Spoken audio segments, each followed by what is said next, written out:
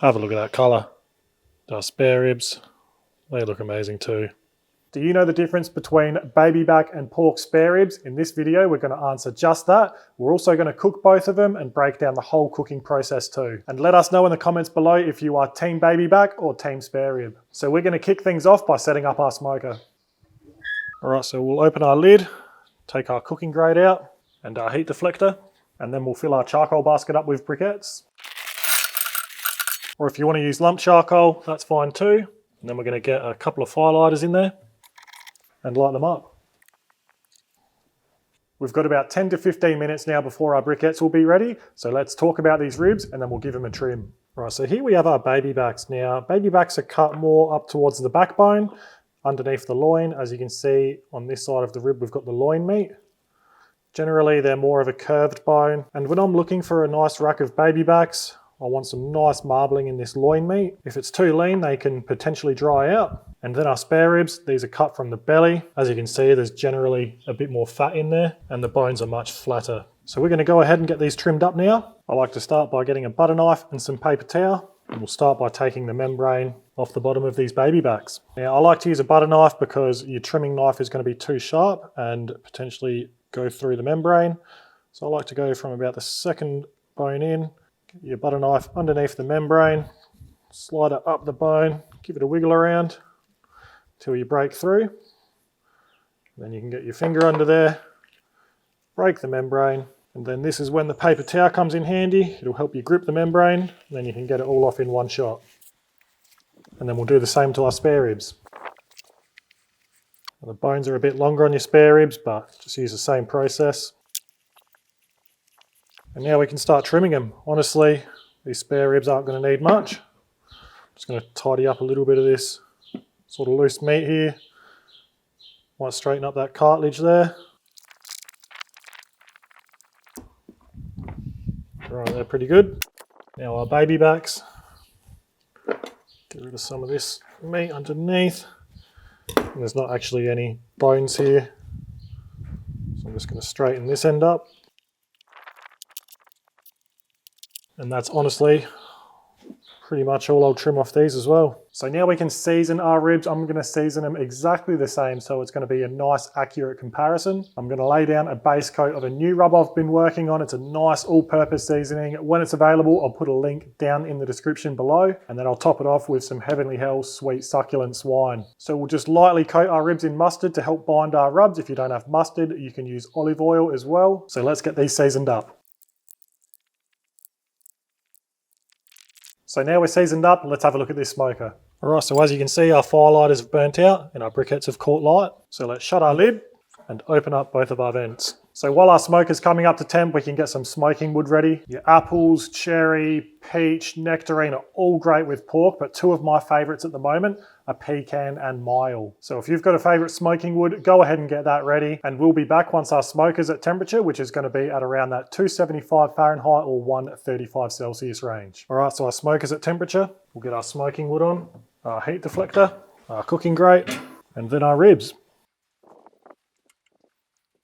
So we're going to smoke these ribs using the same method as well. We're going to smoke them until we're happy with the color, and then we're going to wrap them up until they're tender, and we're going to start checking for probe tenderness around that 200 Fahrenheit or 93 degrees Celsius internal mark. Now, I'll never recommend the 3-2-1 method. It will work some of the times, but if you think about it, if you've got a rack of ribs that thick and then a thinner one, you're not going to get the same result. You're potentially going to undercook one or overcook the other. But like I said, it will work some of the time, but if you always stick to the smoke to color, wrap until they're tender, and if you start checking for tenderness at the right time, you'll get much more consistent results, no matter how thick your ribs are. So we're going to let our pork ribs smoke away for about an hour now before we check on them, so we'll come back then. Right, we're 1 hour into this cook. Let's have a look at our ribs.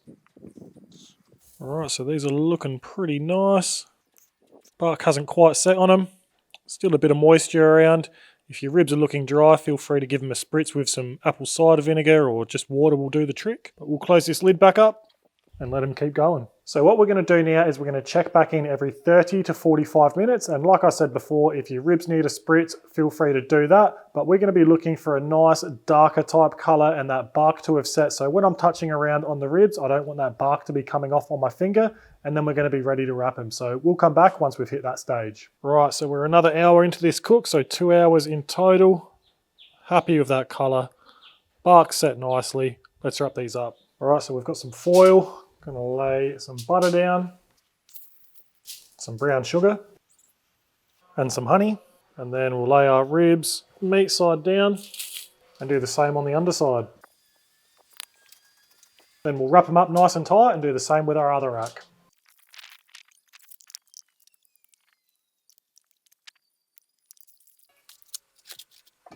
So now our ribs are wrapped up and back in the smoker. We're just going to let them go now for another hour until we come back and check their internal temperature. Now, as our spare rib rack is thinner, I'm expecting that to hit temperature a little bit earlier. So when that happens, I'll just get our spare ribs out and they can rest for a bit until our baby backs have caught up, and then they'll both be ready to glaze at the same time. So we'll come back once we are another hour into this cook to check our internal temperature. All right, so it's been an hour.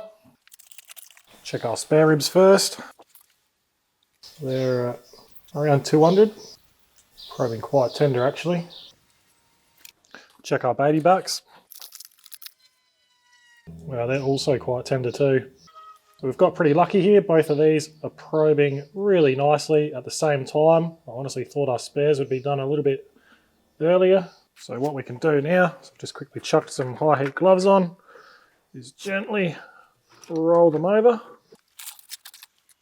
And I'll just fold this foil up around them. And then I want to glaze these ribs, so we're just going to get a little tray in there like that. And we're just going to use some of this Heavenly Hell Praise the lard.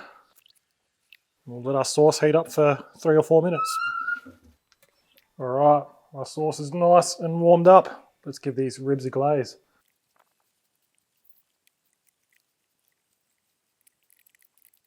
All right, we'll give that glaze 10 minutes to set and we'll come back.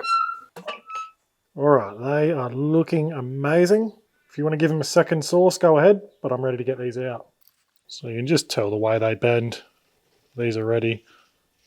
Have a look at that colour. Our spare ribs, they look amazing too. Right, so our ribs are ready. They look and smell amazing. Let's cut them open, have a good look, and then finish off with a taste. All right, so we're just going to cut straight down the middle of our spare ribs. And same with our baby backs. Our baby back and our spare rib, still juicy. All right, now time for a taste. As you can see, good bite through from the baby backs there.